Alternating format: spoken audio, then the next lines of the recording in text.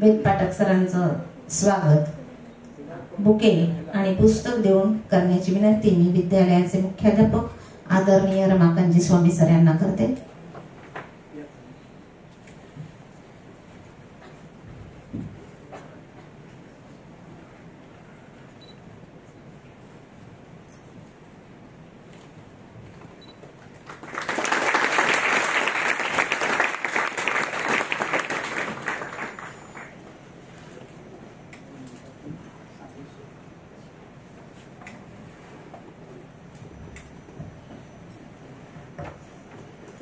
मी सुरुवातीला आजचे प्रमुख अतिथी प्राध्यापक श्री हरी वेद पाठक सरांचा थोडक्यात परिचय करून देतो. मग तुम्हाला लक्षात येईल की आपण सरांना आज कशासाठी निमंत्रित केले आहेत. प्राध्यापक श्री हरी वेद पाठक सर इथं चापोली आहे.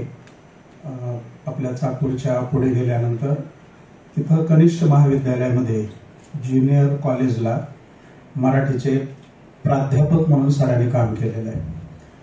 सरांचे काही कामाचं स्वरूप मी सांगतो. सर आपले जे बोर्ड असते त्याचे बोर्ड विभागीय मंडळामध्ये मराठी विषयाचे नियामक राहिलेले आहेत, म्हणजे त्याचं नियमन करणारे. नाही, आज प्रयत्न करू आपण. इंग्रजी शब्द एक पण येणार नाही बोलण्यामध्ये. त्याचा मराठी विषयाचे नियमन करणारे म्हणजे हे सगळे पेपर्स वगैरे जे तपासले जातात त्या तपासणाऱ्या शिक्षकांना मार्गदर्शन करणं असेल किंवा अंतिम काही प्रश्न निर्माण झाला तर या पद्धतीनं हा सोडवायला पाहिजे याबाबतचा पूर्ण अधिकार सरांकडे राहिलेला आहे मराठी विषयाबाबत. त्याचबरोबर 11वी-12वीचं मराठीचं जे पाठ्यपुस्तक आहे त्याचं समीक्षण करण्यामध्ये सरांचा सहभाग राहिलेला आहे. तर समीक्षण म्हणजे काय केलं जातं की हे पुस्तक कसं आहे, याच्यामधून काय शिकायला मिळतं, काय पाठ्य घटक आहे, या वयोगटासाठी याच्यात दिलेलं ज्ञान योग्य आहे का, भाषेचं स्वरूप कसं आहे, असं सर्व अंगाने त्याचा अभ्यास करणं, समीक्षण करणं, त्यामध्ये सरांचा सहभाग राहिलेला आहे. ज्या ह्या शाळांमध्ये शिक्षक कार्यरत असतात, विशेषतः अनुदानित शाळा, त्या ठिकाणी शिक्षकांना 12 वर्ष नोकरी झाल्यानंतर वरिष्ठ श्रेणीसाठी सेवांतर्गत प्रशिक्षण घ्यावं लागतं. त्याचबरोबर 24 वर्ष सेवा झाल्यानंतरही त्यांना किमान 3 आठवड्याचं सेवांतर्गत म्हणजे नोकरी करत मध्येच प्रशिक्षण घ्यावं लागतं. तर त्या प्रशिक्षणामध्ये सर तज्ञ मार्गदर्शक म्हणून सरांनी नेहमीच काम केलेलं आहे. म्हणजे भाषेसाठी मराठी भाषेवरचं सरांचं कार्य या पातळीवरचं राहिलेलं आहे. तर सरांच्या या सर्व कामामुळे सरांना अनेक पुरस्कार मिळाले. त्यातले एक दोन पुरस्कारांचा मी उल्लेख करेन. चाकूर पंचायत समितीनं म्हणजे शासनानंच एक प्रकारे सरांना गुरु गौरव हा पुरस्कार दिलेला आहे. त्याचबरोबर नांदेडच्या नानक साई फाउंडेशननं संत नामदेव हा पुरस्कारही सरांना दिलेला आहे.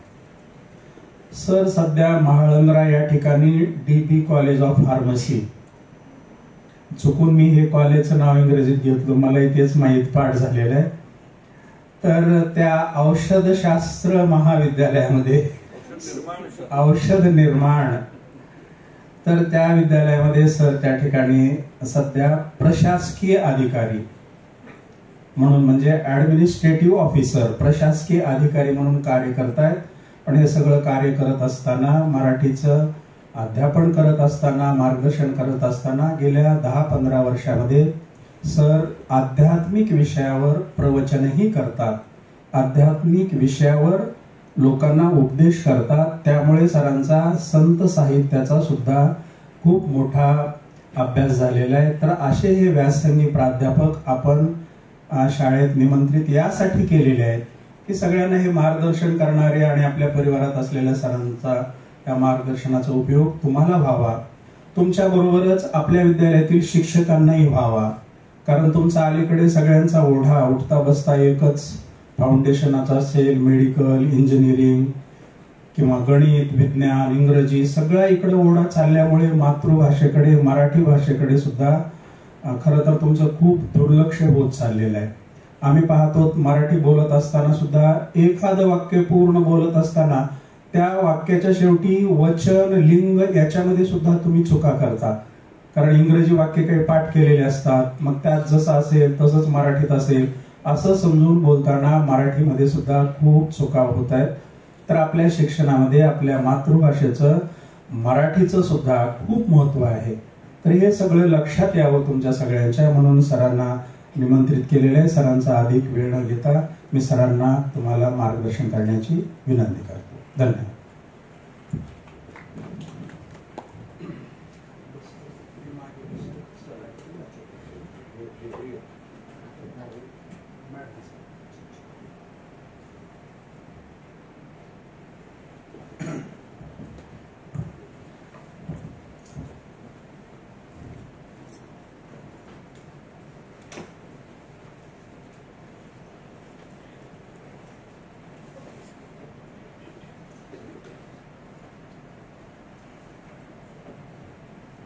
सगळ्यांना नमस्कार. म्हणा नमस्कार. नमस्कार. हवा जरा बाहेर येऊ दे ना. नमस्कार. हा, आता मला जरा बरं वाटलं. सगळे तरुण असं वाटले मला. 9:35 वेळ आहे, म्हणजे 32 मिनिटं माझ्या हातात आहेत. तुमचं सगळं 100% समाधान आज होणार नाही आणि होऊ नये अशी माझी अपेक्षा आहे. काहीतरी भूक शिल्लक राहावी. जेवताना असं जेवावं असं आयुर्वेद आहारशास्त्र सांगतं. काही शब्द जर कळले नाहीत तुम्हाला तर तुम्ही आमच्या ताईंना विचारा. पुन्हा मी आडम शब्द आलता इथं माझ्या, त्याला खाली ढकलले, मी गप्प बस म्हटलं. मराठी विषय शिकवणाऱ्या ज्या तुमचे ताई आहेत, आमचे जे बंधू आहेत, या विद्यालयाचे आदरणीय मुख्याध्यापक आदरणीय स्वामी सर, या विद्यालयाचं सर्व संस्था मंडळ, उपस्थित सर्व माझे भगिनी बंधू, माईक लावणारे, छायाचित्रण करणारे, कळते ना तुम्हाला आता मराठी, छायाचित्रण करणारे, ध्वनिमुद्रण सुद्धा त्याच्यामध्ये चालू आहे, अर्थात त्याला रेकॉर्डिंग असं म्हणतात, ते करणारे आमचे सगळे बंधू आणि उपस्थित माझे भगिनी आणि बंधू. तुमच्या डोळ्यासमोर एक प्रश्न, आता हे काय सांगणार आहे नवीच्या पुस्तकामध्ये? आधी 2-3 वाक्य सांगतो, पक्के डोक्यात असं बसून ठेवा. लिहिताना कुठल्याही विषयाचं गाईड हे प्रमाण मानू नका. अंडरस्टँड? नाही तो बस स्टँड. Do understand? नाही तो बस स्टँड. अंडरस्टँड जर होत नसतं तर बस स्टँडला जायचं, आपल्या गावाला निघून जायचं, त्याचा अर्थ असा आहे, असं मी माझ्या विद्यार्थ्यांना म्हणत होतो. आपण लिहिताना काय करतो दुर्दैवाने, आणि मी सांगू इच्छितो सर्वांचे शिक्षक बंधू भगिनींना, की हे जे आपलं मॉडेल आन्सर असतं प्रत्येक विषयाला, बरं का विद्यार्थ्यांना, सगळ्या विषयाला आहे, त्याच्यामध्ये बोर्डाने इतक्या बारीक बारीक सूचना दिलेल्या आहेत. त्या सूचना मराठीत आहेत म्हणून त्या लवकर लक्षात येत नाहीत. शिक्षकांच्यासाठी सांगतो, सरांच्यासाठी बोलतो, महाराष्ट्र शासनाचे जे शासन निर्णय आहेत, अर्थात GR, सर GRचा अभ्यास करायला द्या ना, एक GR सगळ्या शिक्षकांना, आपला मराठीचा GR, कुठलाही शासनाचा GR, हा संदर्भ बघण्यासाठी तो GR पाहावा, तो बघण्यासाठी तो पाहावा आणि याच्यानुसार कारवाई करावी. त्याच्यात काहीच लागत नाही, धचा मा केला तरी लागत नाही. म्हणजे मराठी भाषा ही आगळ पगळ आहे. एक मराठी भाषा ही ऐस पैस आहे. हे कळण्यासाठी तुमच्या ज्या खुर्च्या आहेत त्याला दोन्हीकडून हात आहेत बघा, आहेत का? एखादा जाड माणूस आला तर त्याच्यात मावत नाही, बसत नाही, तुमच्या भाषेमध्ये ऍडजस्ट होत नाही, म्हणजे त्याला पसरता येत नाही, त्याची डिग्री वगैरे त्याला पसरता येत नाही, म्हणजे पैस बसता येत नाही, ऐस पैस. मराठी भाषा अशी आहे, जितकं तुम्ही पसरून सांगाल, विस्तारून सांगाल, खोलून सांगाल, इसकटून सांगाल, ग्रामीण भाषेमध्ये इसकटून सांगण्यात तितकी मराठी भाषा खोल आहे. जगात 2 गोष्टी कळणं फार अवघड आहे. एक आहेत आई वडील आणि दुसरी आहे मातृभाषा. तुम्हाला 100 पैकी जरी 100 पडले असले, याचा अर्थ असा नाही की तुम्ही मराठी भाषेतले तज्ञ झालात. मी कोण आहे? मी एक मराठी भाषेचा विद्यार्थी आहे. माझं वय सध्या 26 वर्ष आहे. कुणाला काही शंका? 26 वर्ष म्हटल्यावर बऱ्याच ठिकाणी शंका येते, म्हणतात. मी म्हणलं वाढू द्या ना, माझं वय थोडंसं कमी करा ना. आता 26 म्हणजे 62 वर्ष वय आहे माझं. परंतु मी मराठी भाषेचा काय आहे? अभ्यासक आहे, विद्यार्थी आहे. स्वामी विवेकानंदांनी म्हटलेलं आहे, शिक्षण म्हणजे काय? जन्मापासून मरेपर्यंत चालणारी प्रक्रिया म्हणजे शिक्षण आहे. भगवान दत्तात्रेय, ज्यांना 3 तोंड आहेत असे देव आपण पाहिले असतील चित्रामध्ये, दत्तात्रेय, त्यांनी 24 गुरु केले होते. आज आपल्याला 1 लाख गुरु केले तरी सुद्धा ते कमीच आहेत. कारण दररोज ज्ञानाचा, माहितीचा विस्फोट होत आहे आणि ते ज्ञान घेण्यासाठी वेगवेगळ्या बाजूने आपल्याला प्रयोग करावे लागतात, समजून घ्यावे लागतात. चला, नमनालाच घडावर तेल नको याचा अर्थ पाहिजे असेल तर वडजे सरांना, तुमच्या मॅडमना विचार.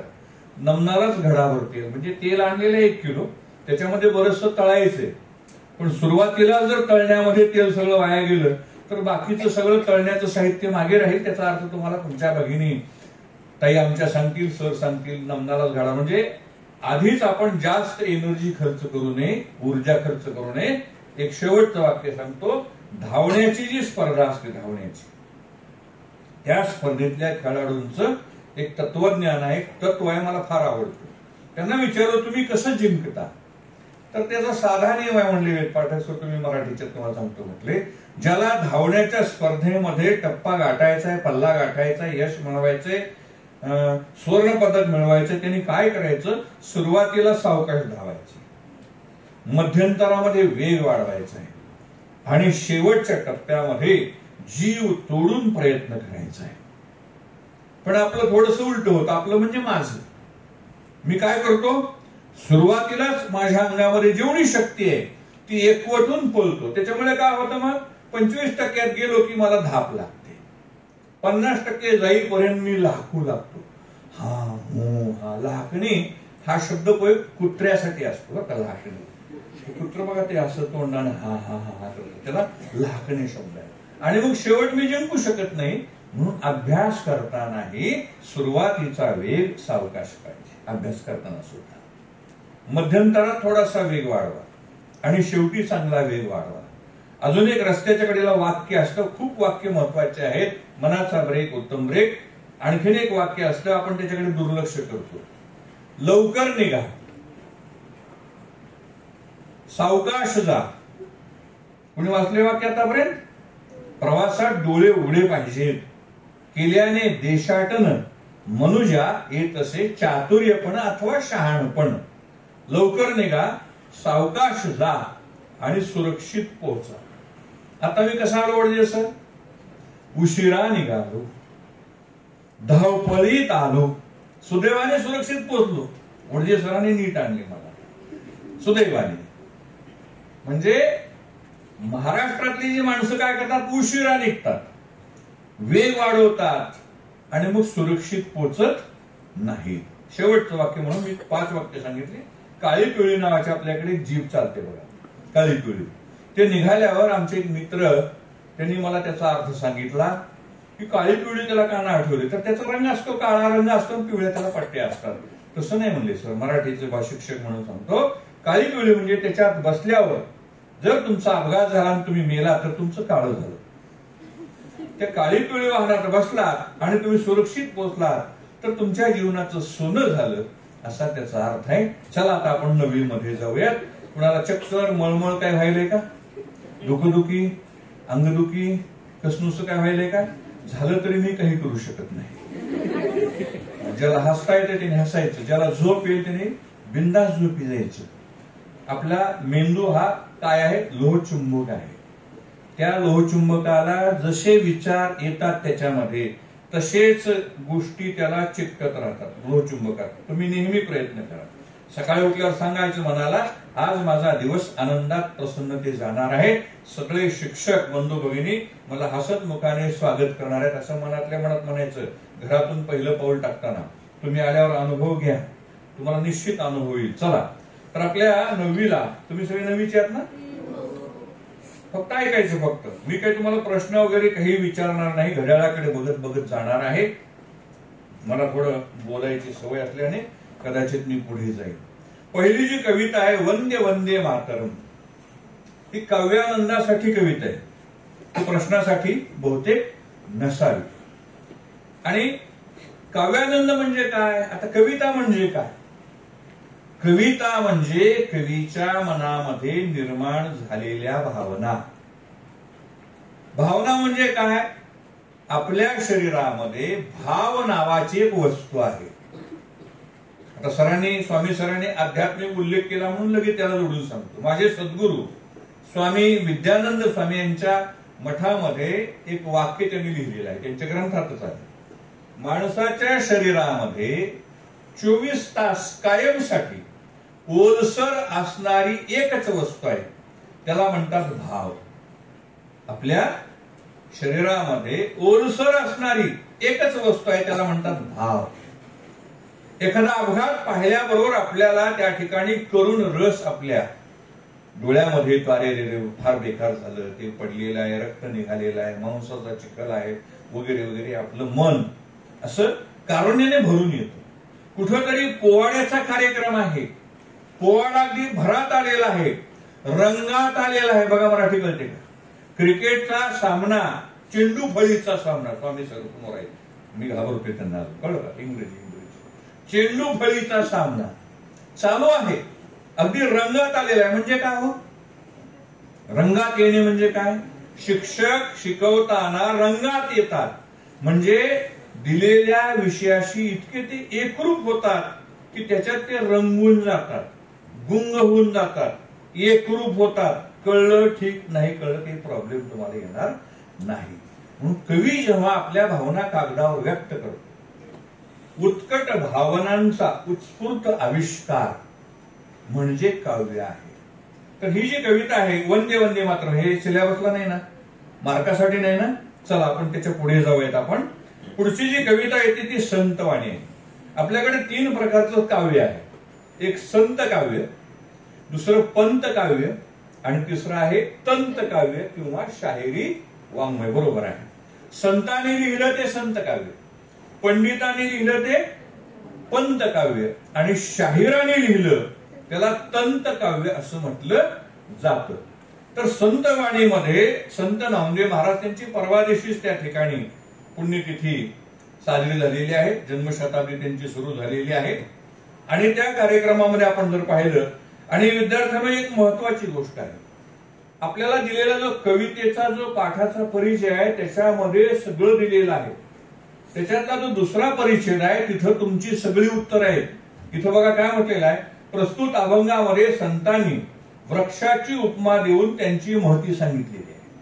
म्हणजे या पूर्ण अभंगामध्ये काय सांगितलेलं आहे याच्यासाठी तुम्हाला डोकेफोड करण्याची गरज नाही. काय सांगितले या अभंगामध्ये 5 ओव्यामध्ये, की वृक्षाची उपमा दिलेली आहे. संत हे कसे असतात? संत जेणे व्हावे तेणे जग बोलणे सोसावे. ज्याला दुसऱ्याचा राग, टीका, निंदा सहन करता येते त्याला संत म्हणायचं.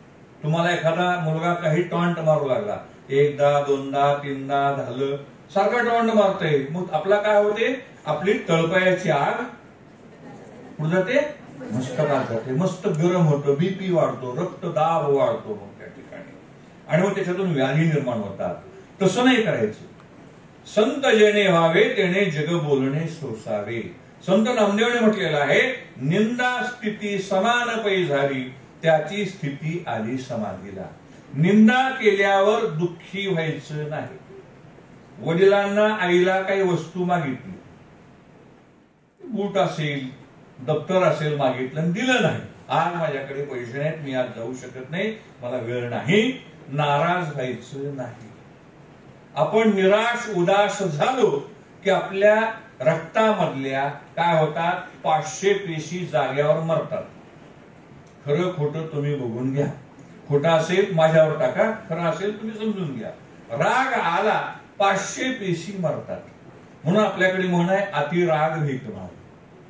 राग राग करू नका. राग म्हणजे काय? सोपी व्याख्या, दुसऱ्याच्या चुकीची शिक्षा स्वतःला करून घेणे म्हणजे त्याला राग म्हणतात. दुसऱ्याच्या चुकीची शिक्षा स्वतःला करून घेणे.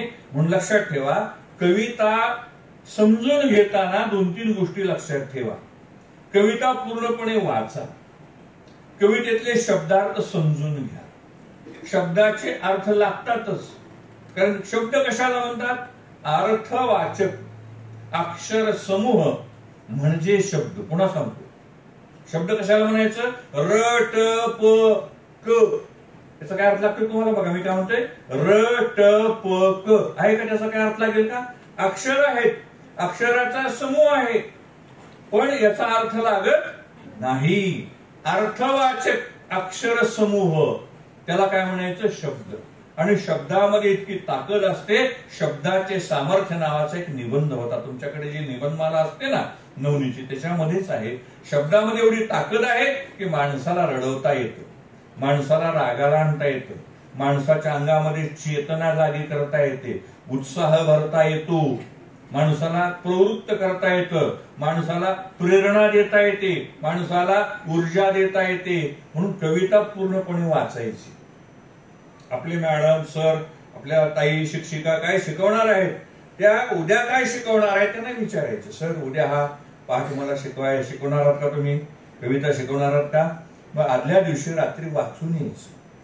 आपल्या हाताशी एक यंत्र आहे, भ्रमणध्वनी नावाचं यंत्र आहे. त्या यंत्राला जरी विचारलं ह्या कवितेचा काय अर्थ मला सांगू शकाल का, तर ते यंत्रही अर्थ सांगतं. यंत्राला सुद्धा विचारा, मला यातल्या एका कवितेचा अर्थ मला कळला नाही. तुकाराम धांडे नावाचे कवी आहेत बघा, त्यांचे कविता आहे. कोणी सांगेल काय त्याचं नाव आहे रे? तुम्हाला झालेलं नसेल अजून त्यांना. हा, वनवासी नावाची कविता आहे. म्हणजे आदिवासी भागामध्ये राहणारे ते कवी आहेत. आणि आदिवासी कवी असल्यामुळे काय झालं, त्यांची जी भाषा आहे ही भाषा थोडीशी वेगळी आहे. त्यातले काही शब्द मला लागले नाहीत. मग मी गुगल यांना विचारलं, चला तुम्ही सांगू शकाल का? तर त्यांनी एक नवीन वेबसाईट दिली मला, एक संकेतस्थळ दिलं. वेबसाईटला मराठीमध्ये संकेतस्थळ दिलं आणि त्याच्यामध्ये त्यांनी मला काही अर्थ वेगळा दिलेला आहे. तर माझा मुद्दा होता, पहिल्यांदा कविता पूर्ण वाचा. अवघड वाटणारे शब्द वहीमध्ये टिपून घ्या, लिहून काढा, पहिली गोष्ट.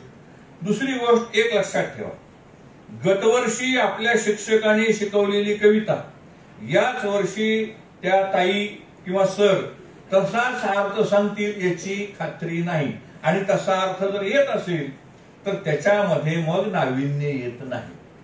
हीच कविता जर मी 1 महिन्याने तुम्हाला शिकवायला आलो तर निश्चितच मला वेगळा अर्थ लागलेला असेल. कवितेचं ते वैशिष्ट्य आहे. कविता आपण जितक्या वेळा वाचतो तेव्हा त्या कवितेमध्ये वेगवेगळ्या अर्थाचे पदर लक्षात येते का?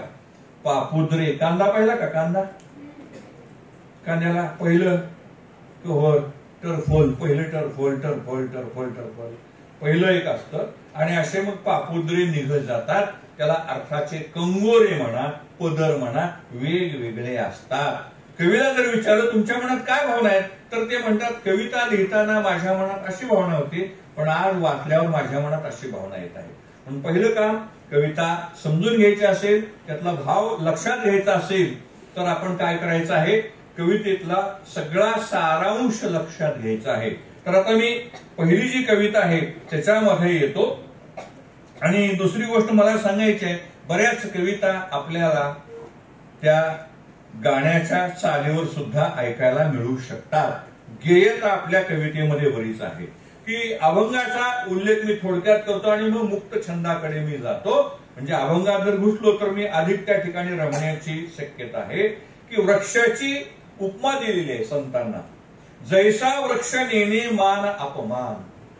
आपण आंब्याच्या झाडाला दगड मारतो, तुम्ही मारत नसाल, तुम्ही फार सज्जन मुलं आहात, तर तुम्ही कुठेही कुणाच्या बागेमध्ये जात नाहीत. आम्ही खेड्यातले असल्यामुळे असं रानामध्ये जायचं, आंबे दिसले की दगड मारायचं, शेतकरी आला की पळून जायचं. दगड मारायचं, ते झाड असं म्हणतं का मला दगड मारतोस आणि माझ्या आंबे देतोस? काही नाही. नदी असं म्हणते का गाय माझं पाणी पिते, वाघही माझं पाणी पिते. ज्ञानेश्वराने ज्ञानेश्वरी त्याचं फार सुंदर रूपक केलेलं आहे.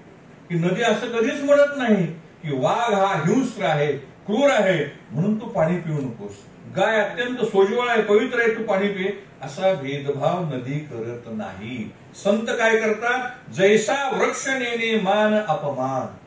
वृक्ष काही जाणत नाही माझा मान झालेला आहे का अपमान झालेला आहे. लक्षात ठेवा, हे सगळे मनाचे खेळ आहेत. मनाने जर ठरवलं की आज माझा फक्त बुके देऊन सत्कार केला, त्या मॅडम म्हणाल्या, ताई म्हणाल्या की पुस्तक आणि बुके देऊन सत्कार होईल, पण पुस्तक आलंच नाही. आलं नाही स्वामी सर, राहू द्या, कोणाला दोष देऊ नका. मग मी म्हणायचं का, सगळं झालं पण पुस्तकच दिलं नाही. आपल्या घरामध्ये एक पद्धत आहे चहा पाणी देण्याची. मी एखाद्या घरी गेलो, जेवण झालं, सुंदर जेवण, सुंदर सुंदर, तुम्हाला आवडते ते जेवण झालं, तुम्ही केलं सुद्धा, आणि गेलो बाहेर मी निघून. काय म्हणले पाहुणे, सुंदर जेवण दिलं पण चहा पाणी दिलं नाही म्हणजे. तुमच्या लक्षात येते का? बघा, पोट भरण्याची वस्तू जेवण दिलं पण चहा पाणी दिलं नाही म्हणजे आपल्या मनाची जी अवस्था आहे ती कधीच भरत नाही. मन हे कवटीसारखं आहे, त्याची अपेक्षा वाढत जाते. तसं संत नामदेवानी म्हटलेलं आहे, तैसे सज्जन वर्तताती. सज्जन त्याप्रमाणे वर्तन करतात. अतिशय सोपा अभंग आहे, त्याच्यामध्ये अवघड शब्द कुठलेच नाही. अथवा कोणी प्राणी योनी तोडती दयानं म्हणती छेदू नका. कुणी जण फुले तोडतात, कुणी फळं तोडतात, तसं म्हणतं का झाड मला तोडू नका, असं काही म्हणत नाही. दुसरा जो अभंग आहे तो अभंग चित्रपटामध्ये वापरलेला आहे, धरीला पंढरीचा चोर. तुम्ही त्या चोराच्या नादी लवकरच लागा, मोठं झाल्यानंतर लागा, आताच लागू नका. मी सुद्धा त्या चोराचा बळी आहे. त्या चोराचं एक मंगळसूत्र माझ्या गळ्यामध्ये आहे, ते कायम असतं मंगळसूत्र, बरं, त्याला मंगळसूत्र म्हणतात. आमच्या गळ्यामध्ये हे मंगळसूत्र असतं. आपल्या आईच्या गळ्यामध्ये आपल्या वडिलांचं मंगळसूत्र आहे. तर आमचे ते मिस्टर आहेत, तिथले आमचे आहेत ना, ते श्री आहेत आमचे, त्यांचं नाव आहे विठोबा पांडुरंग. आणि जगातला एकमेव देव असा आहे की ज्या देवाला कुणीच नवस करत नाही, ज्या देवाकडे कुणी काहीच मागत नाही, फक्त त्याला बघायला जातात. किती जातात लोक माहिती आहे तुम्हाला?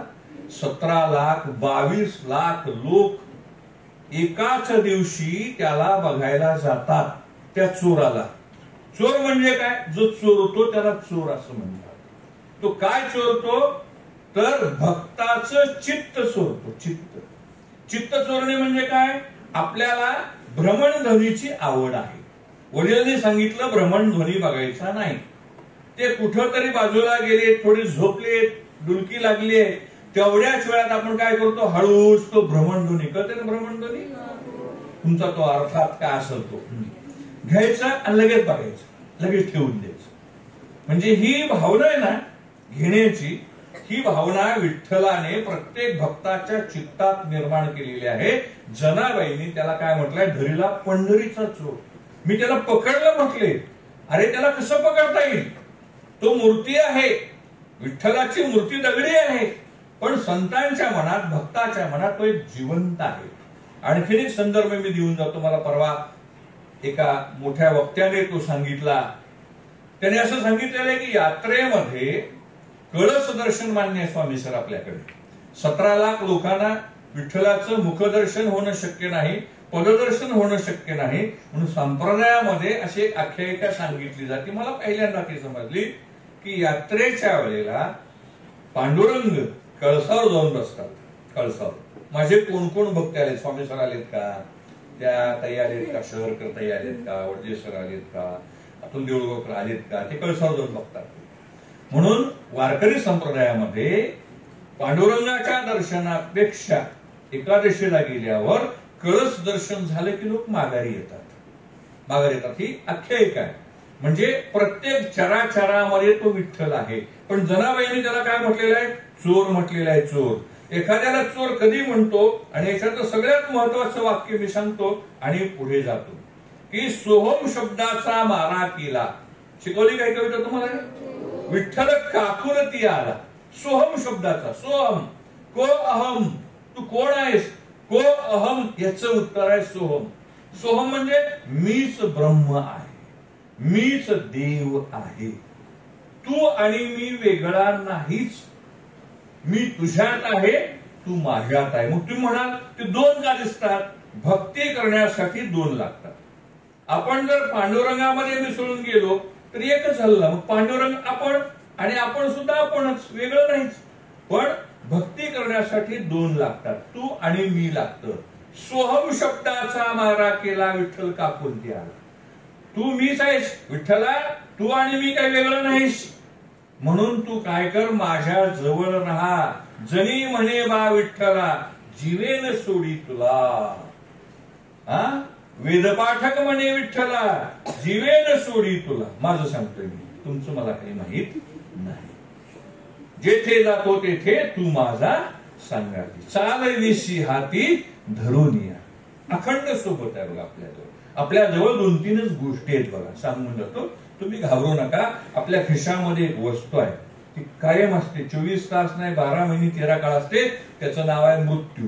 इथेच असते जवळ, कुठं नसते ते, खिशातच राहते. दुसरी गोष्ट आहे, आपल्या भोवताली आंतरजालाचं एक आवरण आहे. आंतरजाल कळतं का? आंतरजाल शब्द त्याला काय म्हणतात इंग्रजीत? नेटवर्क म्हणतात. 2. तिसरं एक जाळ आहे, अजून एक. आपल्या भोवताली अजून एक जाळ आहे, रसायन मिश्रित पदार्थांचं जाळ आहे. रसायन मिश्रित सगळे जे पदार्थ आपण खातो ना, त्याच्यातले 99% पदार्थ केमिकलने दूषित झालेले असतात, रसायन मिश्रित असतात. आणि तिसरं आवरण आहे अशुद्ध वातावरण आपल्या भोवती आहे. या सगळ्यांची शिकार आपण असताना त्याच्यातून आपल्याला वाट काढत पुढे जायचंय. जनी म्हणे वा विठ्ठला, जीवेन सोडी मी तुला. म्हणजे काय? माझ्या जीवात जीव असेपर्यंत मी तुला सोडणार नाही. मला सांगा, परमेश्वराला धरून ठेवता येतं का? लहान मुलगा वडिलांच्या पायाला धरून बसतो, कार्यालयात जाऊ देत नाही, नोकरीला जाऊ देत नाही. वडील एका फटकाऱ्यात त्या पायाने त्याला लाथ मारून तिकडे टाकू शकतात, पण वडील तसं करत नाही. त्याला सांभाळतात, धरतात, उचलून आपल्या आईकडे देतात. त्याला घे, मला जाऊ दे, उशीर होतोय. तसं परमेश्वर आपल्यापेक्षा मोठा आहे, पण तो हिडीस फिडीस करून रागरागाने आपल्याला फेकून देत नाही. तो गोंजारतो आणि मग हळूच आपल्याला तो संतांच्या मांडीवर देतो. जनाबाईंचं असं म्हणणं आहे, माझ्या जीवात जीव असेपर्यंत मी तुला सोडणार नाही. म्हणजे धरून ठेवायचं नाही. त्याचं नामस्मरण, त्याची भक्ती, त्याची आठवण, त्याचा विचार आपल्याला कायमसाठी करायचा आहे. पंढरीचा चोर म्हणजे तो चित्तामध्ये येऊन बसतो. चित्त चोर म्हणतात. जाशी कुठे तू नवनीत चोरा असं म्हटलेलं आहे. श्रीकृष्णाने अनेक गवळणींचं चित्त चोरलेलं होतं, असा त्याच्यामध्ये भावार्थ आहे. आणि इथं सुद्धा बघा, प्रस्तुत अभंगात संत जनाबाईने भक्तीच्या माध्यमातून विठ्ठलाला कसं प्राप्त केलं. गोड बोलल्यानंतर सुद्धा आपल्याला मोठ्या मोठ्या माणसाला आपलंसं करून घेता येतं. मी तुम्हाला मागे सांगितलं होतं, कदाचित ही मुलं असतील का नसतील, तुम्ही एक प्रयोग चालू करा. ज्यांच्या घरामध्ये ही प्रथा आहे त्यांच्यासाठी मी बोलतोय, इतर धर्मियासाठी मला काही बोलायचं नाही. तुम्ही आज घरी गेल्यानंतर दप्तर वगैरे ठेवा, हातपाय स्वच्छ धुवा आणि आई वडिलांच्या पायावर डोकं ठेवून नमस्कार करा. मी काय म्हणतो लक्षात येते का? आई वडिलांच्या पायावर डोकं ठेवा. पायावर डोकं ठेवायचं असं, ते पायाने डोकं असं ठेवायचं. असं तुम्ही सकाळ संध्याकाळ करायला सुरुवात करा. आठवड्याने आई वडील विचार करतील, काय सोमानी शाळेमध्ये नवीन काही प्रयोग सांगितलाय का, योगासनं सांगितलीत का? आणि मग याचा तुमच्या जीवनावर सकारात्मक परिणाम होईल. वडिलांच्या आणि आईच्या वर्तनात बदल होईल. शिक्षण म्हणजे काय? शिक्षण म्हणजे वर्तनात परिवर्तन ज्याच्यातून घडतं त्याला शिक्षण म्हणायचं. हे संस्कार तुम्ही घरात जाऊन हे सुरू करा. तुम्ही बघा, 1 महिन्यात घरातील सगळ्या लोकांचा तुमच्याकडे बघण्याचा दृष्टिकोन बदलून जाईल. तुम्ही जर 50 रुपये मागितले, लगेच मागायचे नाही, लगेच बघायचं नाही, तर स्वामी सरांच्याकडे तक्रार, त्यांच्याकडे यावं. 50 मागितले तर 60-70 मिळतील 6 महिन्यांनी. आज बी लावल्यावर उद्या लगेच स्वरूप येतं का? काही काळ लावा लागेल ना. 6 महिन्याने बघा, तुम्हाला तुमच्या मनासारख्या घटना घरात घडू लागतील. बूट मनासारखा मिळेल, कपडे मनासारखे मिळतील, वाढदिवस चांगल्या त्या ठिकाणी उपहारगृहात जाऊन तुम्हाला साजरा करता येईल. माझी दमच्या आता इंग्रजी शब्द यायचे नाहीत म्हटल्यानंतर असा विषय आहे. तुम्ही बघा, तुम्ही आई वडिलांना नमस्कार करा. नमस्कार केल्याचे 2-3 फायदे आहेत. नमस्कार केल्याने शरीर लवचिक राहतं, दुसरी गोष्ट, रक्ताच्या विहिरीकडून मेंदूकडे जी पाईपलाईन जाते, जी तुमची काय जाते, वाहिनी जाते, वाहिनी, पाईपलाईन नाही, वाहिनी जाते, ती वाहिनी लवकर रक्त तिकडे नेते. वाकल्यामुळे काय होतं, मेंदूला रक्तपुरवठा लवकर होतो, परिणामी मेंदूला ताजेपणा मिळतो आणि मेंदू कायमसाठी जागा, ऍक्टिव्ह, ताजा तवाना राहतो. चेहऱ्यावर काय येतो, सुंदरशी छटा येते. In English glow, glow, glow येतो. मी पुष्कळ प्रयत्न केला पण ग्लो काही येतच नाही. मूळ ते मूळच आहे. आमचं कसं आहे, खात्रीचा रंग आहे, आमचा रंग पांडुरंग, दुसरं काहीच नाही. आणि मग शरीरामध्ये बदल होतात. ही कविता झालेली आहे. आता आपण पुढच्या कवितेकडे जाऊयात. हळूहळू मी तुम्हाला त्यातलं फक्त ओळख करून देत आहे की तुमच्या मनामध्ये पुन्हा माझ्याकडून ऐकून घेण्याची जाणीव जागी राहावी. पुढची कविता आहे राष्ट्रसंत तुकडोजी महाराज. त्यांची कविता तुम्हाला भ्रमणध्वनीवर त्यांच्या आवाजात, मूळ त्यांच्या आवाजात सुद्धा ऐका. त्यांची सुंदर कविता आहे. मनी नाही भाव देवा मला पाव, देव आशाने भेटायचा नाही रे, देव बाजारचा भाजीपाला नाही रे. लाकडाचा देव त्याला अग्नीचं देव, लाकडाचा देव आहे, त्याला अग्नी लावलं की जुळून जातो. दगडाचा देव त्याला वड्राचं भेव, एक हातोडा मारला कुठून जाईल. मातीचा देव त्याला पाण्याचं भेव. अशी कविता आहे ती त्यांची, सुंदर कविता आहे. आणि सुदैवानं स्वामी सर ही कविता आम्हाला 7वीला होती. तुकडोजी महाराजांची कविता आहेत स्वामी सर आहेत, मान वाकडे करू नका. बघा इथं सुद्धा काय सुंदर सांगितलंय बघा.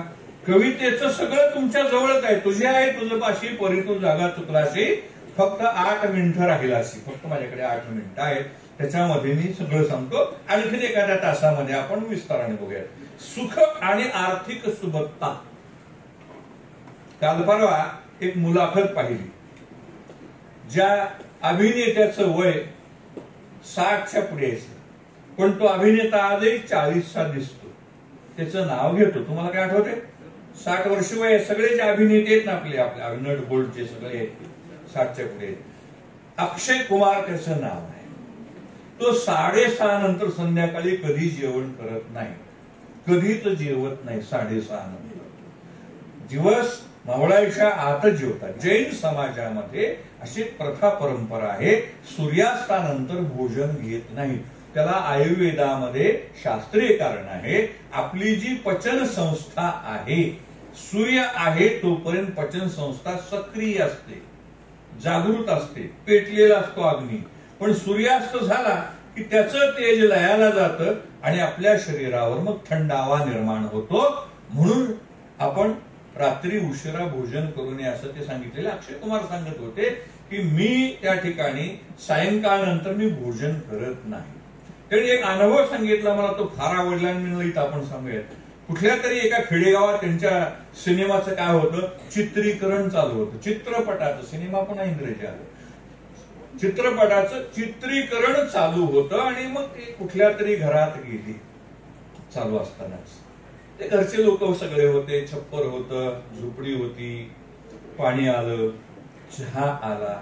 पण ते देत असताना त्या सगळ्या घरातील माणसांच्या मनामध्ये, चेहऱ्यावर जो त्यांच्या वागण्यातला आनंद होता, तो आनंद अक्षय कुमार म्हणाले की माझ्या घरी एवढी संपत्ती आहे, एवढं कोट्यावधीचं घर आहे, त्या घरामध्ये असलेली सुबत्ता, इथं शब्द आहे बघा, आर्थिक सुबत्ता, भरपूर पैसे आहेत माझ्याकडे, पण माझ्याकडे तेवढं समाधान नव्हतं जे समाधान शूटिंगला गेल्यावर त्या झोपडीमध्ये असणाऱ्या लोकांच्या चेहऱ्यावर मला दिसलेलं आहे. म्हणून लक्षात ठेवा, समाधान वेगळं, श्रीमंती वेगळी. हे तुमचं काय आहे, त्याला काय म्हणतात? एसी. म्हणजे काय? शीतवायू आहे काय ते? आता शीतवायू येतो त्याच्यामधून, आता शीतवायू येत असतो त्या ठिकाणी. शीतकरण पेटी आपल्या घरामध्ये आहे, शीतकरण पेटी. त्या पेटीमध्ये चांगले पदार्थ कसे बिघडवायचे, माझ्या सुद्धा घरी आहे का, माफ करा, माझे घरी आहे. कारण ऐकावं लागतं ना, बायकोच ऐकावं लागतं, मुलीच ऐकावं लागतं. आपल्या घरी शीतकरण पेटी आणून ठेवलेली आहे. अन्न शिजवायचं नाही, अन्न फोडायचं एक भांड आहे आपल्या घरामध्ये. अन्न फोडायचं, फक्त अन्न ते फुटतं त्याच्यामध्ये, अन्न शिजत नाही. काय आहे? दाब देऊन शिजवण्याचं एक यंत्र आपल्याकडे, त्याच्यामध्ये दाब दिला जातो वाफेचा आणि अन्न शिजवलं जातं. अर्थात प्रेशर कुकर. प्रेशर त्याचं नावच काय? Pressure cooker. वाफेचा दाब आहे, त्याच्यामध्ये अन्न शिजलं जात नाही, अन्न फुटलं जातं, पण मला खावं लागतं. माझ्या घरी चला आता मला काय सांगायचंय, सुखदुःख या मानवी मनाच्या भावभावना आहेत. सुख कशात आहे? चांगलं घड्याळ घेतलं, सुख आहे, मान्य आहे. कुठपर्यंत? माझं घड्याळ आहे 3,500 हे टायटन कंपनीचं घड्याळ आहे, पण मी पाहिलं की वडजे सरांच्या हातामध्ये जे घड्याळ आहे ते 10,000चं आहे. मग मी घड्याळ घालून आलो, सोमानी शाळेतले शिक्षक आहे असं गृहीत धरा, घालून मी घड्याळ घेतलं, वा सगळ्यांना मी चहा पाणीवर दिलं, घड्याळ घेतलं. दुसऱ्या दिवशी 10,000चं घड्याळ वडजे सर घालून आले, तरी चहा पाणी दिलं सगळ्या शाळेत. आता मला सांगा, माझं 3,500च्या कालच्या घड्याळाचा आनंद त्यांचं 10,000चं घड्याळ पाहिल्यावर कमी झाला असेल का वाढला असेल? काय संबंध आहे का त्याचा? काही अर्थार्थी काही संबंध आहे का? काही नाही. दुसऱ्याचं सुख हे माझं दुःख आहे, तुमचं म्हणत नाही माझं. त्यांच्याकडे पगार चांगला आहे म्हणून त्याने 10,000चं घेतलं, माझ्याकडे पगार कमी आहे म्हणून 3,500चं घेतलं. आनंद हा पैशात कधीच मोजू नका, हे या झोपडीत माझ्या याच्यातून तुम्ही समजून घ्या. फार सुंदर कविता आहे. राजास जी मिळाली सौख्य कधी मिळाली, राजाला सुद्धा जे सुख मिळालं नाही ती सर्व प्राप्त झाली या झोपडीत माझ्या. लक्षात ठेवा, झोपडीमध्ये जे सुख आहे याचं कारण आहे, त्याच्या मागे एक शब्द जोडावं जे सर, की झोपडी माझी आहे, हे घर माझं आहे. काय आमच्या घरामध्ये हे नाही, आमच्या बाबाने हे केलं नाही, शेजारच्या घरामध्ये असा टीव्ही आहे, असा दूरचित्रवाणी संच आहे, इतक्या लांबीचा आहे, इतक्या रुंदीचा आहे. मला सांगा, 75चा जरी असला चित्र दिसणार आहे, 42चा असला चित्र दिसणार आहे, 32 इंचाचा असला चित्र दिसणार आहे. आपण समजून घ्यायचं आहे की माझ्या मनाची आपण समजूत घालायची आहे. झोपडीमध्ये कशी आहे झोपडी? झोपडीवरून फाटलेली आहे, भूमीवरी पडावे. झोपायला काय नाही? गादी नाही. मी गाद्या पाहिल्या, गुडघाभर उंचीच्या गाद्या आहेत, 50,000 70,000ची गादी आहे, 1-1 लाख रुपयापर्यंतच्या गादी आहेत. म्हणजे झोपच घ्यायची ना, आपलं लक्षात ठेवायचं. तर तुकडोजी महाराज म्हणतात भूमीवरी पडावे. आणि अलीकडचे वैद्यक शास्त्रामध्ये एक सिद्धांत आलेला आहे. आपल्याला जर पाठीच्या मणक्याचे रोग असतील, पाठदुखी असतील, तर आपले वैद्यक शास्त्र काय म्हणतात? वैद्य भूमीवर झोपा, सतरंजीवर झोपा, लाकडी फळीवर झोपा. म्हणजे एकीकडे सुख काढायचंय आणि दुःखही काढायचं आहे आणि साधं जीवन जगायचं आहे. साधं जीवन जगण्यातही आनंद कसा घेता येतो हे राष्ट्रसंत तुकडोजी महाराजांच्या काळातलं आहे. तुकडोजी महाराज काही फार जुने नव्हते, 1968 पर्यंत आपल्याकडे होते. अमरावती जिल्ह्यामध्ये मोझरी नावाचं गाव आहे, त्या ठिकाणी गुरुकुंज नावाचा आश्रम आहे, त्या ठिकाणी त्यांची समाधी आहे. तिथं काय आहे? स्वच्छता, स्वच्छता आणि स्वच्छता. दुसरा त्यांच्याकडे काहीच मंत्र नाही.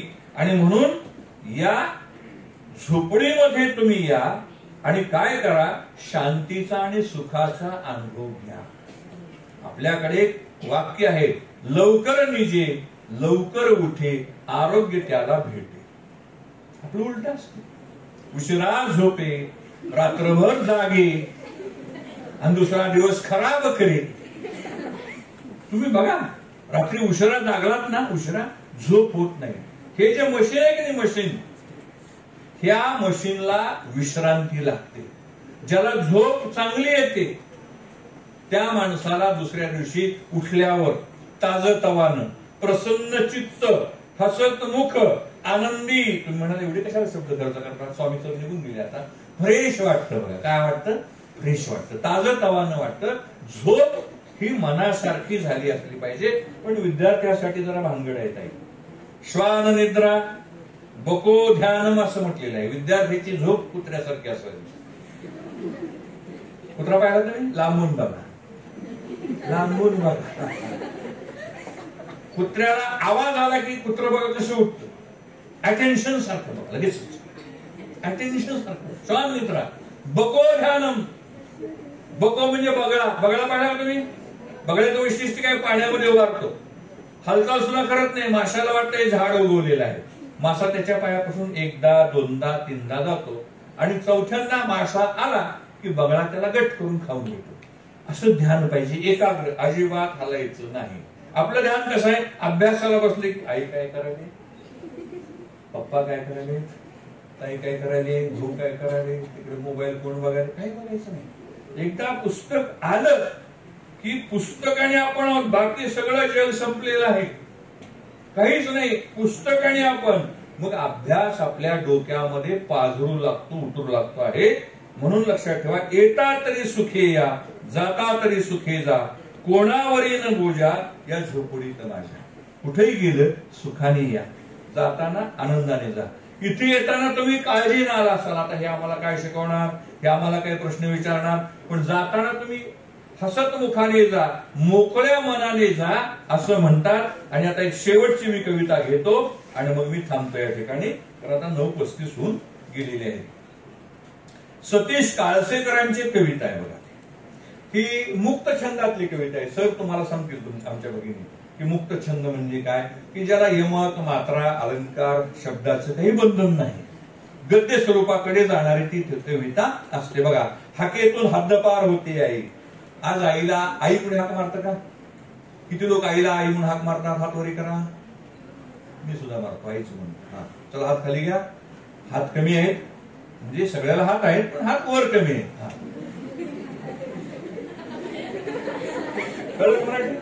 हात कमी आहेत, हात कमी नाहीत, हात आहेत. मम्मी म्हणजे काय? इजिप्त देशामध्ये थडग्याला निम्मी असं म्हटलं जातं. आणि बऱ्याच घरामध्ये डॅड आहेत, डॅड, बाबा, अण्णा, दादा म्हणायला शिका, नवीन काहीतरी करा, थोडस सवय मोडा. चला आता हे जे आहे ना, याच्यामध्ये काय सांगितलेलं आहे की आज आपल्या परिसरामध्ये सगळं गेलेलं आहे. मला सांगा आता किती विद्यार्थ्यांना, किती विद्यार्थिनींची कोपरं फुटलेली आहेत सांगा बरं, खेळता खेळता. बर, नसले तर फोडून घेऊ नका. गुडघ्याला कोणाला जखमा झालेत का खेळून वगैरे? वा वा, सर प्रथमोपचार पेटी यांना देऊन टाकायचं. म्हणजे शरीराला त्रासाची आणि मनाला धक्क्याची सवय पाहिजे. हे मोठ्या माणसासाठी लागू पडते वाक्य. शरीराला त्रास झाला पाहिजे आणि मनाला धक्के बसले पाहिजेत, तर त्याचा मग रक्तदाब वगैरे वाढत नाही. आता ही जी कविता आहे ना, आज आपण काय काय विसरलोय बघा. ही जी कविता आहे ना, मी वाचवतोय. काय वाचवते आता? विटी दांडू नावाचा शब्द आहे का खेळ आपल्याकडे? चांगली गोष्ट आहे. शहरामध्ये खेळता येत नाही, जर विट्टी मारली तर दुसऱ्या घरात जाऊ शकते का? आता लगोऱ्या आम्हाला पूर्वी चेंडू मिळत नव्हते आमच्या परिस्थितीमुळे. मग ते चिरगुट चिरगुट चिरगुट चिंध्या चिंध्या बांधून त्याचा एक चेंडू तयार करायचा आणि मग तोच खेळायचा होता. पोरं आता दंग असतात दूरदर्शनच्या चॅनेलवर, बघत क्रिकेटची मॅच आणि उलगडत क्राईम थ्रिलर. लिहिते हात आता राहिले नाहीत, शब्द बापुडे केवळ वारा. आता मी जे बोलतोय ना, शब्द बापुडे केवळ वारा. मी ऐकलेले शब्द हवेमध्ये जात आहेत आणि विरून जात असतात. वर्गात आपण जर एखादा अर्थ विद्यार्थ्यांना सांगितला आणि घरी जाऊन जर त्यांना सांगितलं तसंच लिहून आणा, तर त्यातले काही शब्द गाळले जातात. रामदासांनी म्हटलेलं आहे, अक्षरे गाळून वाची की पदरची घाली तो एक मूर्ख जाण. तुम्ही विद्यार्थ्यांना ते दाखवा. दासबोध नावाच्या ग्रंथामध्ये वेगवेगळे 2 अध्याय आहेत. एकदा एक अध्याय 11ला होता, एक अध्याय 12ला होता. एका अध्यायाचं नाव सांगतो, उत्तम पुरुष लक्षणे. चांगला पुरुष कशाला म्हणावं. आणि दुसऱ्या वर्षी काय होतं, मूर्खाची लक्षणे. आता तुम्हाला जरी आम्ही प्रयोग केला आणि तुमच्या हातात पुस्तक दिलं म्हणलं वाचा, तुम्ही काय करता माहिती का? मग वाचताना तिथं जे छापलेलं आहे ते वाचत नाही तुम्ही, त्यातले काही अक्षर तुम्ही गाळता. अक्षरे गाळून वाची की पदरची घाली. काही वाक्य आपण पदरचे टाकतो. म्हणून या कवितेमध्ये मी वाचवतोय म्हणजे काय करतोय, आज बऱ्याच गोष्टी काळाच्या वेगामध्ये लयाला जात आहेत, संपत आहेत. आणि पुढची कविता मी घेतो आणि आता मी 100% थांबणार आहे. आता फक्त पुढची कविता माझ्याकडे आहे. तो अण्णाभाऊ साठेंचा एक पोवाडा आहे.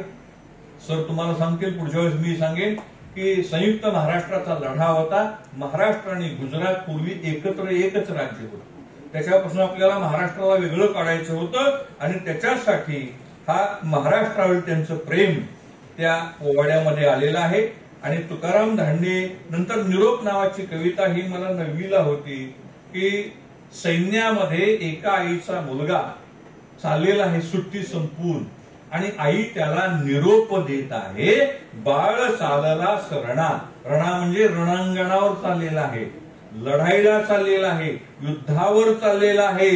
आणि मग आई म्हणते की माझ्या डोळ्यामध्ये मी एक सुद्धा थेंब आणणार नाही. इथं दिलेलं आहे बघा, मुलाविषयी आईच्या अंतःकरणामध्ये ज्या भावना येतात त्या भावना तिथं त्यांनी व्यक्त केलेल्या आहेत.